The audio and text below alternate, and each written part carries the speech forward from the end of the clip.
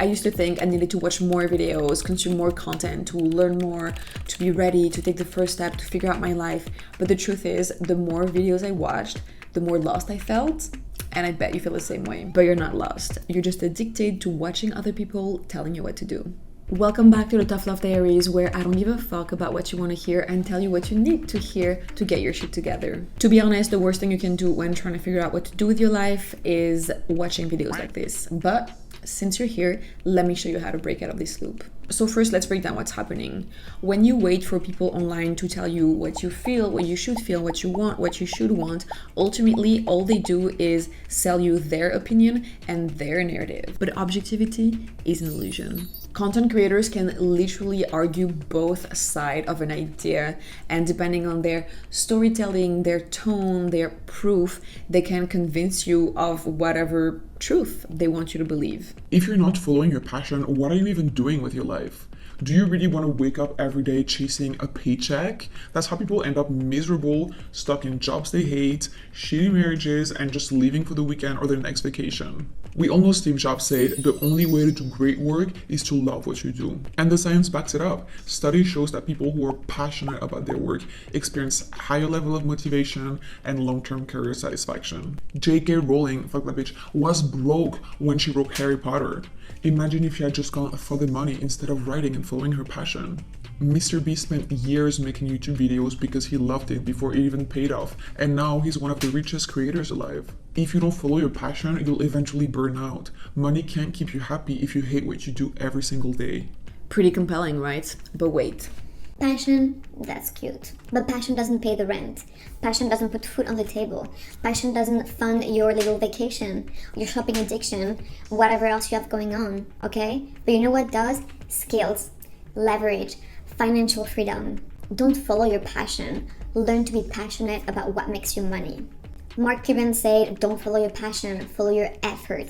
The things you work the hardest at become the things you love. And the science backs it up. Study shows that it's financial independence that leads to happiness, not passion. It's simple. People are happier when they feel in control of their finances, when they're not spending their time fighting about it with their significant others, or just depriving them from living life because they can't afford it. Jeff Bezos didn't start Amazon because he loved e-commerce. He saw a business opportunity.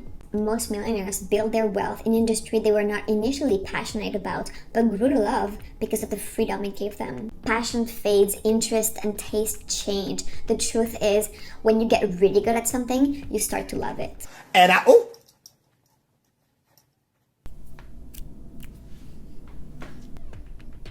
Not both arguments sounded true, and they have truth to each of them, but they directly contradicted each other.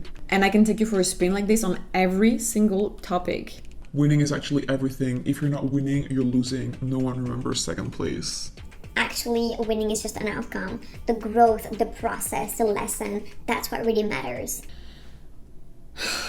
Anyways, my point being, the internet is full of very confident people ready to prove anything. So if you keep on consuming content, you'll always find a reason to doubt yourself and what you want. You hear compelling arguments from both sides of every decision, and instead of getting clarity, you lose trust in your own judgment.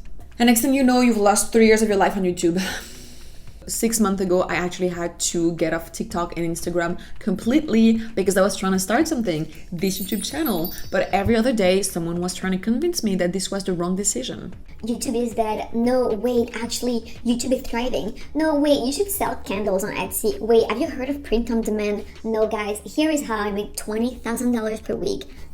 the voices, the fucking voices. But since I deleted both apps, I can hear my own thoughts again, make my own decisions, understand my own choices, figure out why I want certain things and not others. Magic. And I told myself I was not allowed to have them back until I was 20 videos deep on this channel, so I would have enough momentum to fight the fucking voices. It's inevitable. Watching too many videos will lower your confidence. You don't even trust your own judgment anymore. I'm sorry to break it to you, girl, but if you've watched 50 videos about how to find your purpose, you don't need more guidance. You need to trust yourself. I know it feels productive to consume how-to content, but the more videos you gobble, the more confused you get. And when you get bombarded with all those ideas, opinions, perspective, you become obsessed with making the right decisions. Which doesn't exist, by the way. And you get so scared of picking the wrong path instead of taking the first step and adjusting as you go. As a result, you never trust yourself, so you never make a decision, and you just keep on consuming content, hoping it will bring you clarity while you're just stuck in this toxic loop. So what do you do now? Well, I'm not going to tell you the obvious, to delete your apps and quit cold turkey, because, you know, it works for some people, but if you're here, I assume it hasn't worked out for you just yet. So what I really want you to do is ask yourself this. If social media disappeared tomorrow, if YouTube, TikTok, Instagram, Twitch, Reddit, Pinterest, whoever, all dead and gone, what would you work on in your free time? Close your eyes, visualize this. What would you be doing? And if that helps, ask yourself, what have I been obsessively searching for online in the past few weeks or months? And I bet you already know what the answer is. You just want to consume more content about it before taking action. But it's okay. Write down what it is. Write down why you want it, but most of all, write down why you want this and not this. Because then next time you're online and someone's trying to convince you that you want this so fucking bad, you can go back to your little paper, your little screensaver for your phone, your little notepad, and be like, oh, wait, no, I want this because this and this. Dropshipping G-strings on Amazon isn't for me. And I actually had to turn my why into a screensaver for my phone, popped it on a cute Canva template, locked and loaded. So every time I was about to doom scroll, I got reminded of what I actually wanted to put my time and energy towards.